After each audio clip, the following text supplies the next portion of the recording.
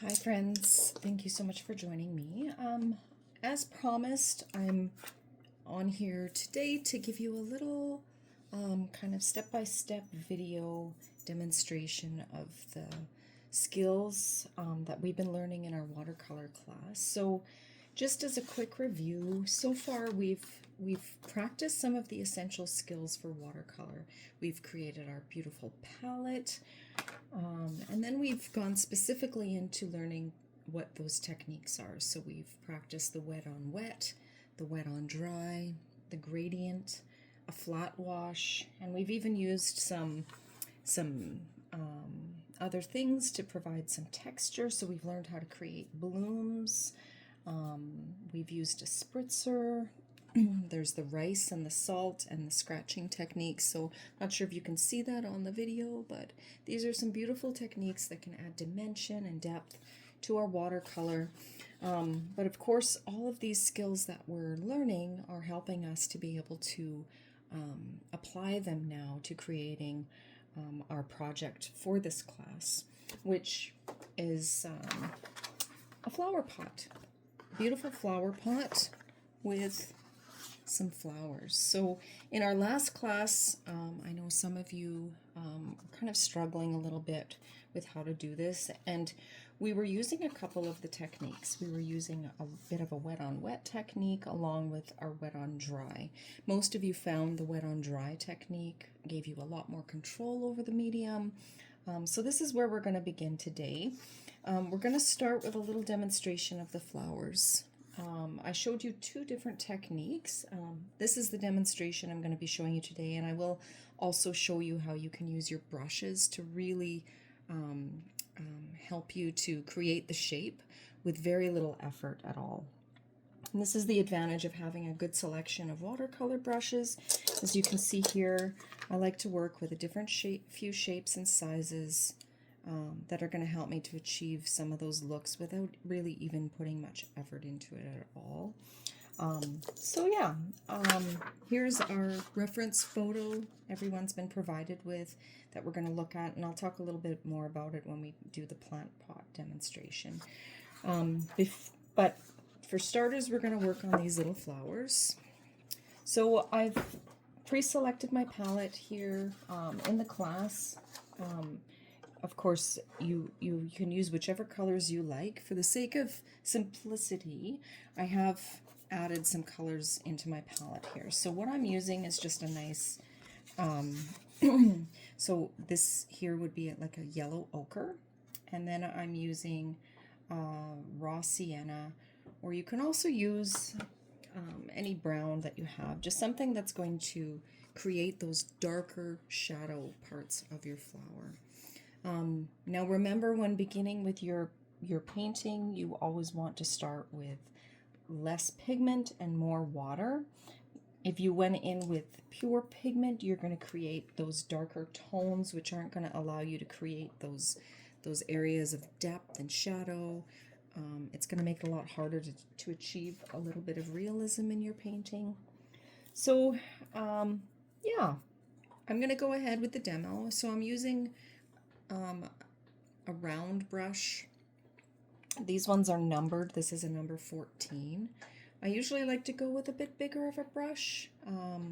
They do have, once they're wet, as you can see, they do have quite a fine tip on them, and then we're going to use that tip to our advantage. That's going to help us to get a little bit of detail in there.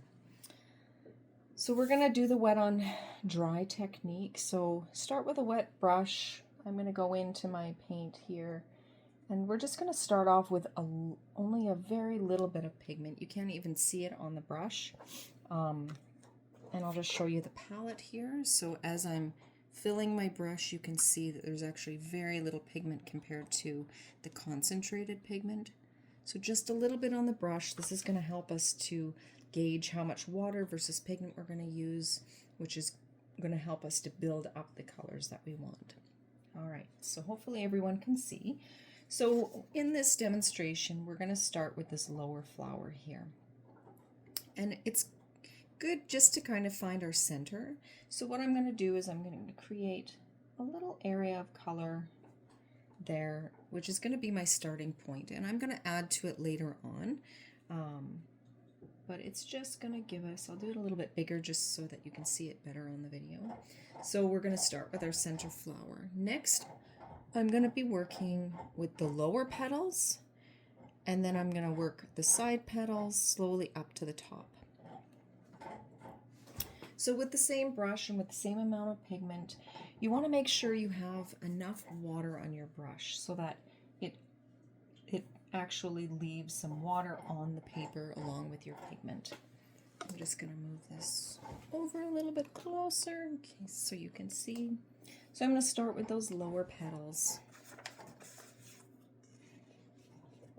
Now using the tip of my brush, I'm going to come close to the center, but I'm not going to touch the center. Remember, with watercolor, anywhere that you touch your paper with your brush, wherever there's water, that's where the pigment is going to run. But I don't want them to necessarily run together. I want to have as much control over the shape as possible.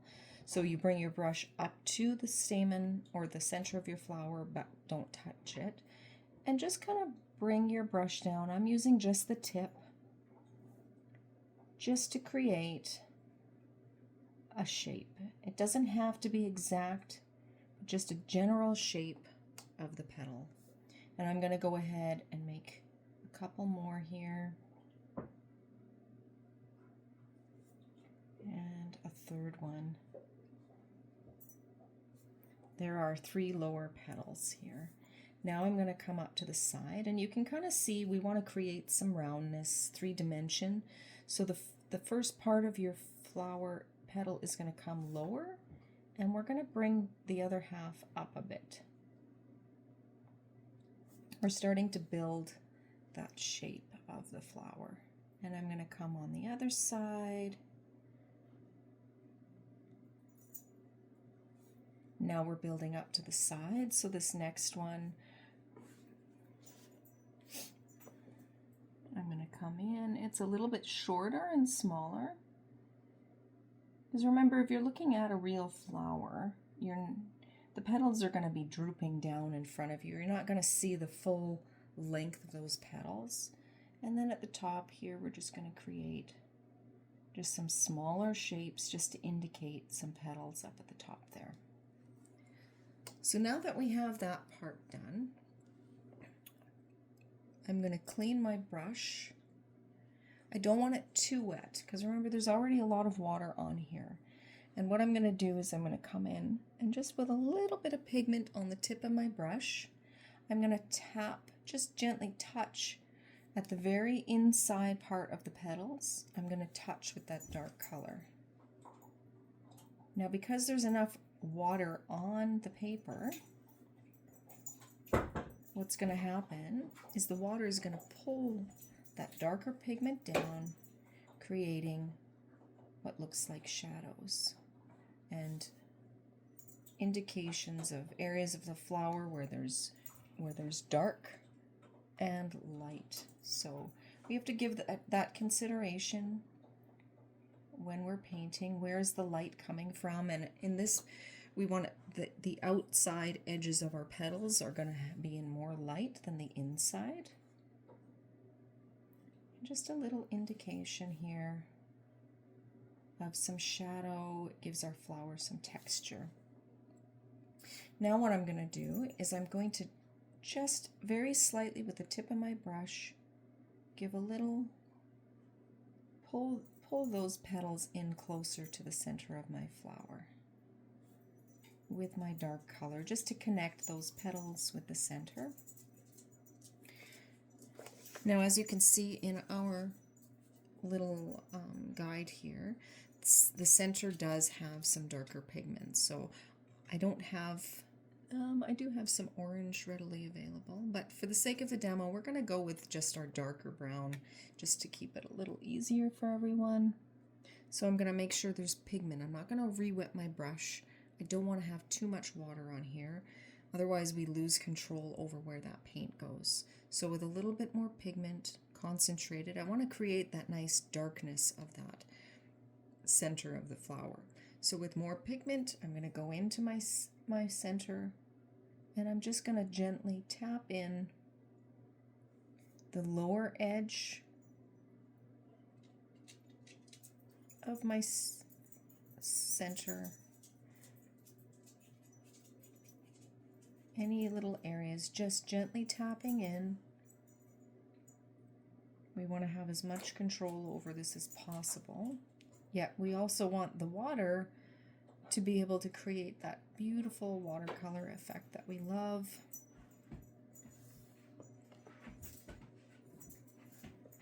All right. Hopefully everybody can see this clearly. I'm going to see if I can zoom, get in a little bit closer. So there is our little flower. Now if you wish to create this one here, I'll do a quick little demo. So as you can see, these petals are not in full bloom at this point. So we don't have to worry as much about detail. So we're going to get our brush wet again. We're going to make sure we fill it with that pigment.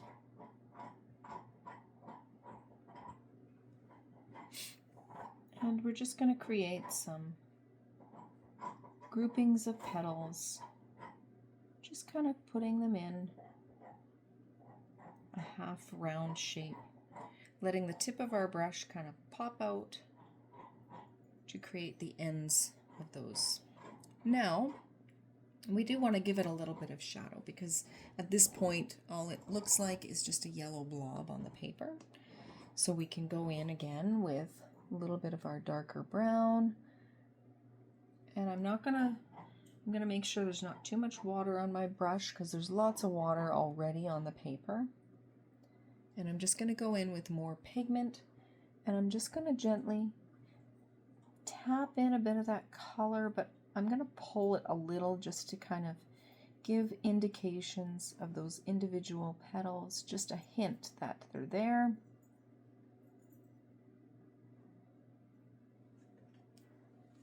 And I'll bring the camera up a little closer, so hopefully you can see that.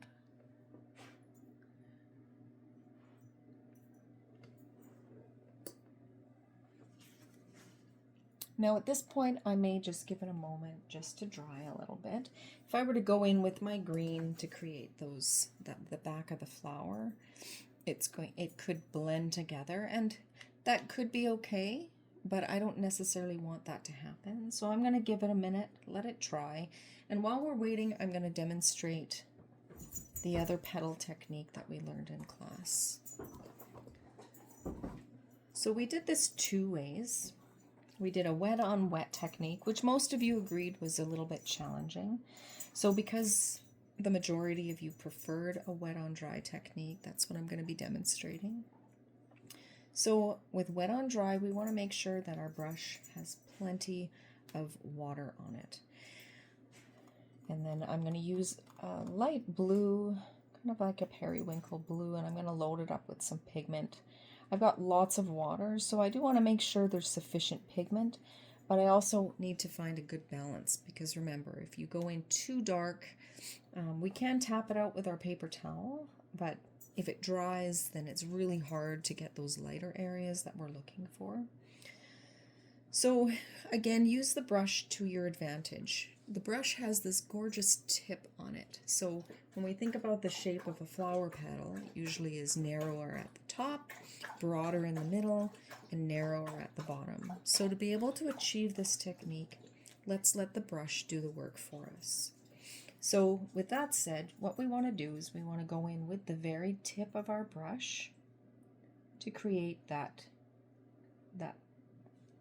narrow part of our flower petal. And then gently start pushing down your brush to create that broad middle section of the petal, and pull your brush slightly back while you're gently lifting to the end.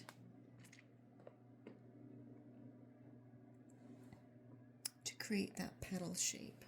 I'm going to take a second and just bring my camera a little bit closer just so you can see that demonstrated again. So again, we go in with the very tip of our brush, press down to get that broad shape of the petal, slide back and gently pull up.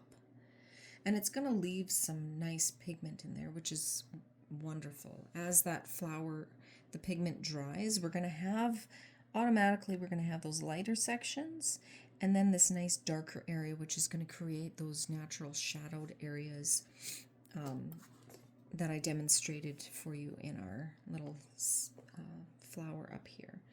So I'm going to show you once again. We go in with the tip of our brush, press down, utilizing the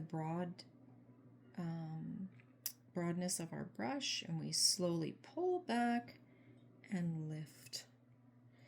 And we can repeat this pattern.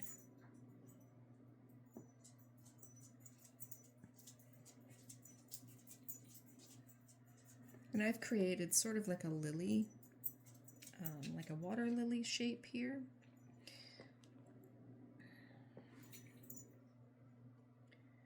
At this point we can, instead, we don't want to get our brush wet again, but I do want this center to be a little darker. You can see how there's an area of white there where it's naturally been left through the brush strokes, and I want to create a little bit of a center of the flower area. So I'm going to go in with the darkest blue, and I'm just going to add a little bit more darker areas. I'm still leaving that little white area because I think that will naturally work well.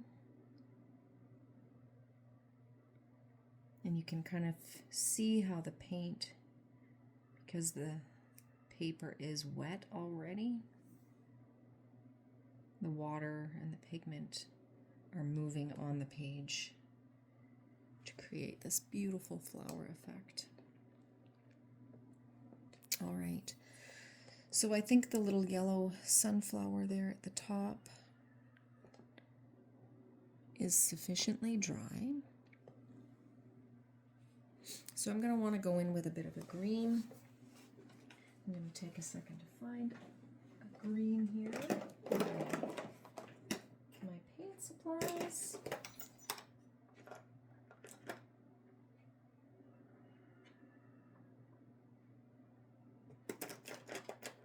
One of my favorite greens to work with is a Hooker's green. It's a nice deep evergreen color.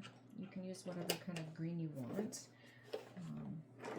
This one is dark, but despite that, I'll be able to create some lighter areas just by controlling the amount of water that I'm using. So remember that as you're painting, use your water to control the lightness or the darkness of your pigment. So I don't want my brush too wet because this is still slightly damp. So I do want a wet brush, but not overly.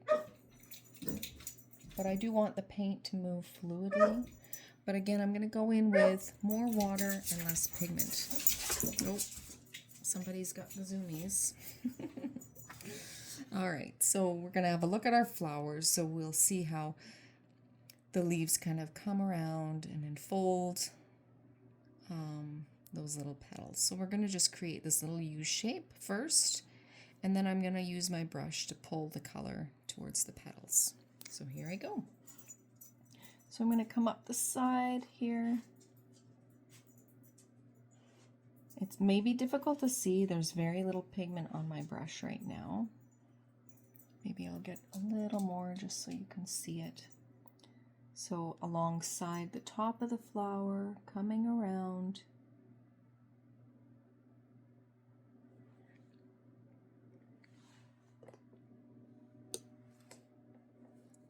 And then I'm going to just gently pull some of that color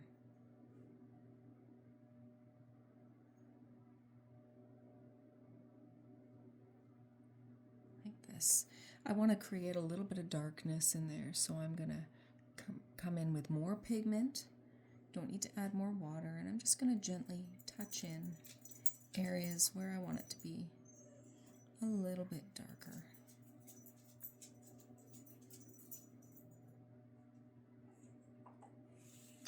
Okay, and then we can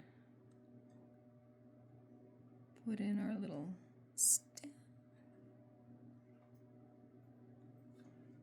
just to create. And then while we're there, we're going to go over and create a little stem over for this one. So I'm not going to go all the way up to the flower. I just want to hint that it's there. You can add some leaves. Again, see how I'm utilizing the very tip of that brush to my advantage to get some nice fine details.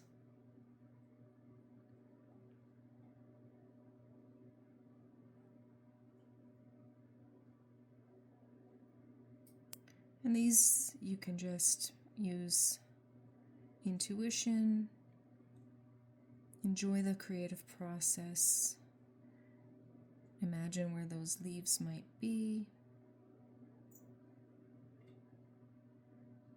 Just have fun adding in.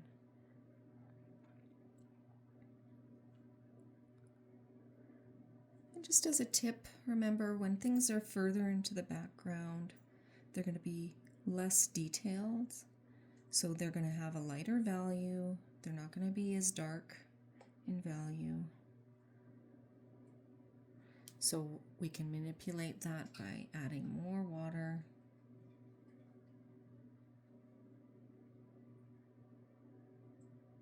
And less pigment. Now you can kind of see here the water has pooled. I don't really like that, so I'm going to go in and tap it away with my paper towel. All right, we're going to come back to our little lotus flower now. It's dried a little bit. There's still quite a bit of water there, but I want to create a little more darkness. So I don't recommend using black. Black is a very harsh color, and because it's a shade, it doesn't provide the same translucent appearance as other watercolor pigments. So instead of black, I like to use Payne's Gray. So I'm going to make sure that my brush isn't too wet, but I am going to put quite a bit of pigment on the brush because I want to create some little details.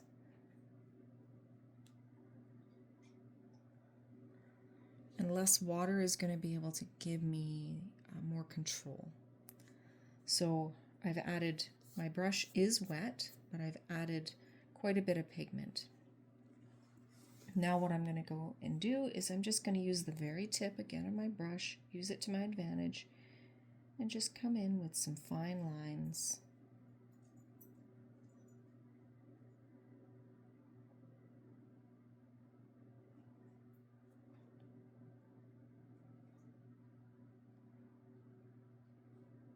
Add some natural curves.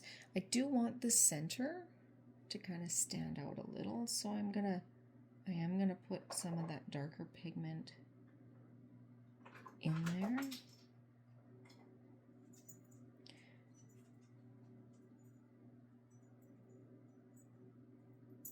I'm gonna tap in my color. I have added a little bit of water.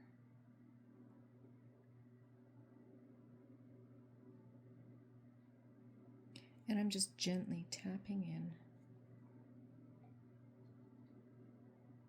Very carefully adding those darker details.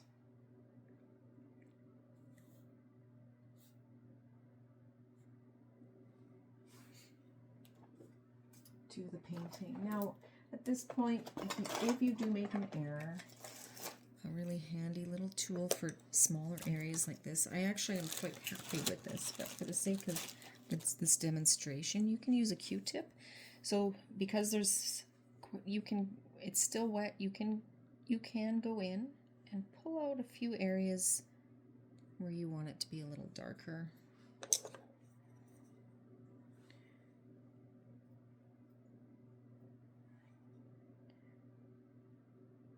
And I'm going in, my brush is fairly dry, still wet, but I want to create some little dots of color. So I'm just using the very tip and just dotting in some areas there. So I'll come up a little bit closer. Hopefully you all can see that. And I will be posting the photos of this as well. If you have any questions, by all means reach out to me. I'm going to stop this video and then I'll upload the second one, which is the plant pot. But yeah, just for the sake of this demonstration, we're going to start with the center of our flower, and then we're going to start with our lower petals. We're going to use light tones first, and we're going to gradually introduce darker pigments to increase the tonal value, to create depth and a little bit of realism. And then finally we'll add the stem and the leaves once the paint has mostly dried. And then for this one, really utilize the shape of your brush. So whether it's a large brush or a small brush, really use it to your advantage. I'll demonstrate that technique one more time. I'll use this beautiful Payne's Gray. So lots of water on your brush, a little bit of pigment. So again, we take the tip of our brush and gently touch the paper. Then as we press back, we put the brush right down on the paper, pressing, pulling back, and slowly lifting and releasing. There will be a little bit of pooling of water, but in this case, I'm just using my brush to pull it up and give it some shape. Then I'm going to do that again. Tip of my brush, pressing into the paper and pulling back and lifting. Pressing with the tip and then pushing my brush into the paper, and as I sweep it, pull it up and lift. In the foreground, these ones are going to be a bit narrower, so I'm not going to press completely. I'm going to still use the tip. I won't push down all the way. I'm just going to slide back and lift. Again, here's a little pool of water, so I'm going to use that to my advantage and just gently pull that up.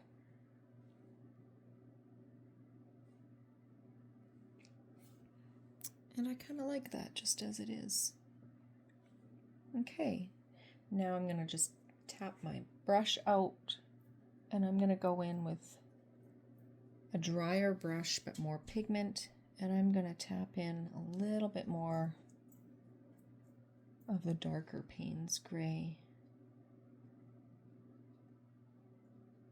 to give me those darker shadowed areas.